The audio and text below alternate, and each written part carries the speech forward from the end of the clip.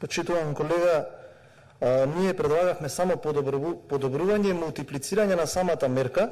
со цел ефектот што би го имала, доколку го има, како што кажа заменикот, а тоа би го виделе после овој викенд, да се прошири, односно да се одржува во 4 наврати. За мерките тоа што кажавте,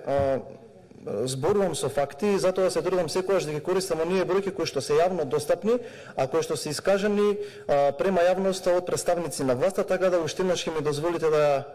повторам бројката која што ја има кажано вице-премиерот за економски прашања, односно дека од досегашните сетови на мерки се искористени само 54,55%, што значи дека можеби во одреден дел не се добро концепирани, а треба да се концепираат на начин на кој што ќе се разговара и тука на оваа комисија, и во собранието, и во стопанските комори, и во непосредни разговори со малите, средните и големите предпријатија. Рековте дека се очекува подобрување на економската состојба во наредната година, па токму заради тоа во нашиот амандман стои дека нудиме 2 од тие 4 викенда кои што беа ветени, повторувам, од вас, да бидат во наредната година, за да надевајќи се дека доколку во наредната година биде подобра економската ситуација, да имаме поголем ефект од оваа мерка. Земавте малце поширок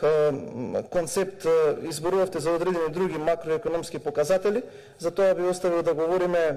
на самата пленарна седница, заради тоа што тука ќе се согласиме дека е криза, дека сакаме да помогнеме сите страни, дека се трудиме преку овие амандмани да помогнеме. Свесни сме дека пандемијата е на планетарно ниво, но од друга страна треба да бидеме свесни дека и во некои држави кои што се можеби слични, со слична конфигурација на нашата, подобро се справуваат, така да би апелирал сите оние кои што имаат разбирање од економијата да се обидеме преку оние инструменти кои што ни се дадени тука, да дадеме предлози за да можеме се тоа подобро да го надминеме. Ви благодарам.